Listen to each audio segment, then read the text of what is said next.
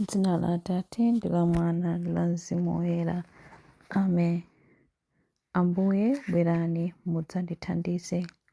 Ulemu ukhale kwa Atate ndi kwa Mwana ndi kwa Mzimu Woyera, monga panali poyamba tsopano ndi masiku onse ndi pa nthawi zosatha. Amen.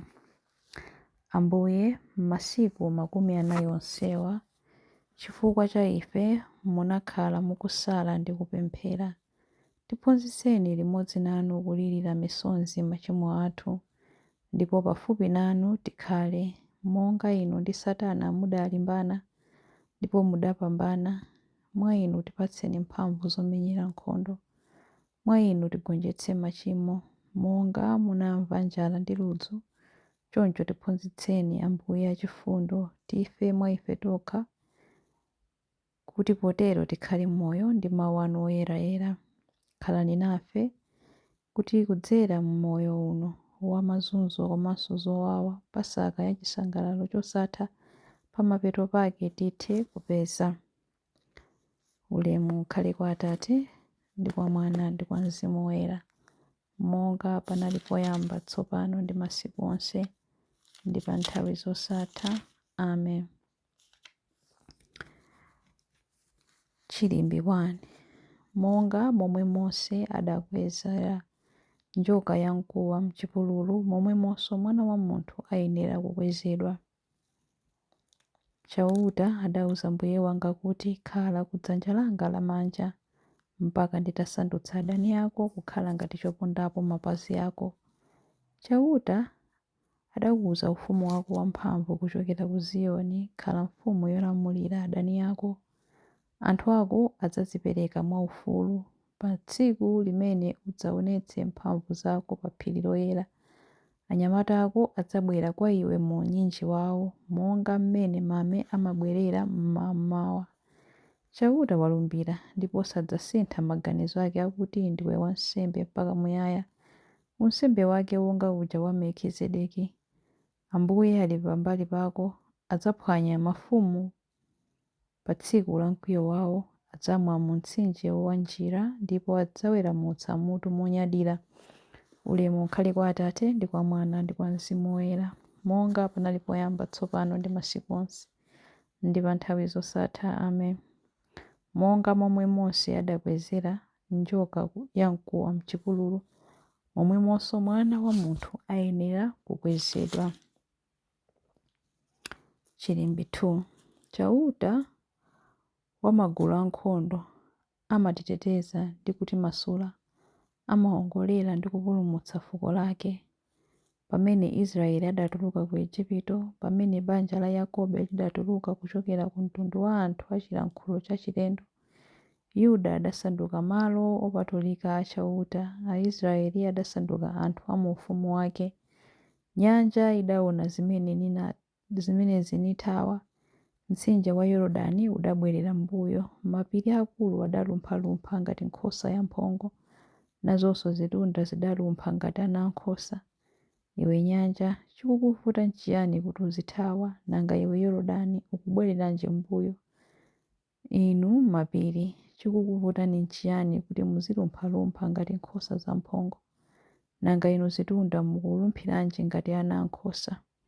Njenjemera iwe dziko lapansi, chifukwa chauta akubwera zoonadi, akubwera Mulungu wa Yakobo. Iye amasandutsa thanthwe kukhala dziwe la madzi, amasandutsa mwala wolimba kukhala kasupe wa madzi. Ulemu ukhale kwa Atate ndi kwa Mwana ndi kwa Mzimu Woyera, monga panali poyamba tsopano ndi masiku onse ndi pa nthawi zosatha. Amen. Chauta wa magulu ankhondo amatiteteza ndi kuti masula, amawongolera ndi kupulumutsa fuko lake.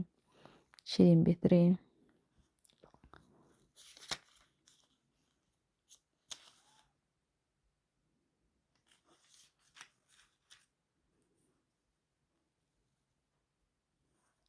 Adambaya kamba kazolakwa zathu ndi kumulemetsa ndi machimo athu.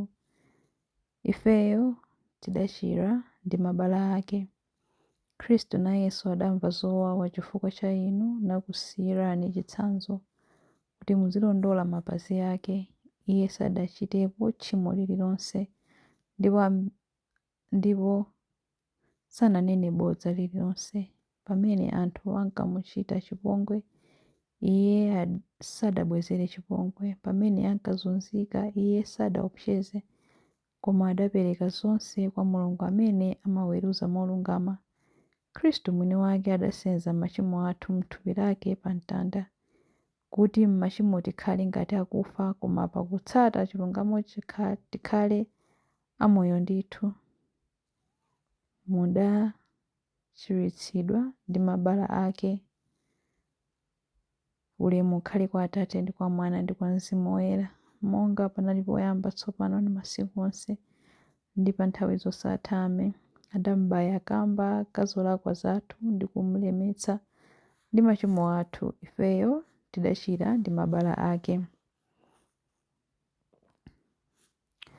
Mawu a Ambuye. Mawu akuchokera mu buku la Ntchito za Atumwi, Ntchito za Atumwi 13:26 mpaka 30a. Inu abale, zidzukulu za Abrahamu ndi ana nonse opa Mulungu. Uthenga wa chipulumutsowu Mulungu watumizira ife anthu okhala ku Yerusalemu ndi akulu awo sadazindikire Yesu, ndipo sadamvetse mawu a aneneri amene anawerengedwa tsiku la Sabata lililonse. Komabe pakumzenga mlandu Yesuyo kuti aphedwe, adachita zimene aneneri adaneneratu. Ngakhale sadapeze konse chifukwa chomuphera, komabe adapempha Pilato kuti Yesuyo aphedwe, ndipo atachita zonse zimene zidalembedwa za iye, adamutsitsapo pa mtanda paja namuyika m'manda, koma Mulungu adamuukitsa kwa akufa. Mawu a Ambuye. Tithokoze Mulungu. Chiyankho. Timvereni Ambuye ndipo tichitireni chisoni popeza tinakuchimwirani. Timvereni Ambuye ndipo tichitireni chisoni popeza tinakuchimwirani. Yesu Khristu, imvani madandaulo athu odzichepesa popeza tinakuchimwirani. Ulemu ukhale kwa Atate ndi kwa Mwana ndi kwa Mzimu Woyera. Timvereni Ambuye ndipo tichitireni chisoni popeza tinakuchimwirani. Chilembi cha nyimbo ya Amayi Mariya. Ndadziwa tsopano kuti ndinu Khristu mwana wa Mulungu amene adabwera pa dziko pano. Mtima wanga ukutamanda Ambuye ndipo mzimu wanga ukukondwera mwa Mulungu mpulumutsi wanga, popeza kuti wayang'ana kutsika kwa mtumiki wake. Ndithu kuyambira tsopano anthu a mibado yonse adzanditcha wodala. Iye amene ali wamphamvu wandichitira zazikulu, ndipo dzina lake nloyera. Amawachitira chifundo anthu a mibado ndi mibado amene amamulemekeza. Wachita zamphamvu ndi dzanja lake, wabalalitsa anthu a mtima wonyada. Mafumu amphamvu wawatsitsa pa mipando yawo yachifumu. Anthu wamba nkuwakweza, anthu anjala wawakhutitsa ndi zabwino. Anthu olemera nkuwabweza osawapatsa kanthu. Wadzathandiza anthu ake Aisraeli pokumbukira chifundo chake. Izi ndi zomwe adalonjeza kuti adzawachitira makolo athu akale aja, Abrahamu ndi zidzukulu zake mpaka muyaya. Ulemu ukhale kwa Atate ndi kwa Mwana ndi kwa Mzimu Woyera, monga panali poyamba, tsopano ndi masiku onse, ndi pa nthawi zosatha. Amen.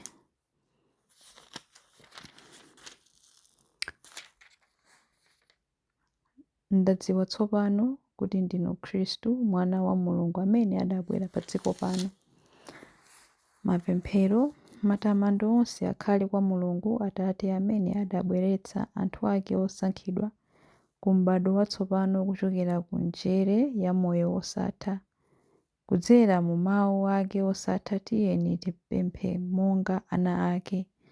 Ambuye, onetsani ana anu chifundo. Mulungu wachifundo, mverani mapemphero amene tikuwaperekera anthu anu onse, kuti athe kukhala ndi njala yayikulu yofuna kumva mawu anu, kuposera njala yofuna chakudya cha thupi. Ambuye, onetsani ana anu chifundo. Tipatseni chikondi choona chogwirira ntchito fuko lathu pamodzi ndi mtundu wa anthu onse. kuti masiku onse tizitha kugwira ntchito yomanga dziko labwino ndi la mtendere. Ambuye onetsani ana anu chifundo. Yang'anani ndi chikondi onse amene adabadwa mwatsopano kudzera mu ubatizo, kuti athe kukhala miyala ya moyo mu tempere la mu uzimu. Ambuye onetsani ana anu chifundo. Munachititsa kuti mzinda wa Nineve ulape kudzera mu malaliko a Yona. Ndi ntchito yanu khuzani mitima ya anthu ochimwa kudzera mu malaliko a mawu anu. Ambuye onetsani ana anu chifundo. Anthu amene ali kumwalira athe kupita ndi chiyembekezo kukakumana ndi Yesu muweruzi wawo. Athe kusangalala pa nthawi zosatha m'masomphenya a ulemerero wanu. Ambuye onetsani ana anu chifundo. Ambuye onetsani ana anu chifundo pamene tikupemphera kuti Atate athu muli kumwamba, dzina lanu liyeretsedwe, ufumu wanu udze, kufuna kwanu kuchitidwe monga kumwamba choncho pansi pano. Mutipatse ife lero chakudya chathu cha lero. Mutikhululukire ife zochimwa zathu monga ifenso takhululukira adani athu. Musatisiye ife m'chinyengo, koma mutipulumutse ife kwa zoyipa. Amen. Tipemphere. Atate, tithandizeni kuti tifanane ndi Khristu mwana wanu, amene adakonda dziko ndipo anamwalira kamba ka chipulumutso chathu. Tilimbikitseni ndi chikondi chake titsogolereni ndi chitsanzo chake, amene ali ndi moyo ndi ufumu limodzi nanu ndi Mzimu Woyera, Mulungu tsopano ndi pa nthawi zosatha. Amen. Ambuye atidalitse, atiteteze ife ku zoyipa zonse ndi kutifikitsa ku moyo wosatha. Amen. Dzina la Atate ndi la Mwana ndi la Mzimu Woyera. Amen.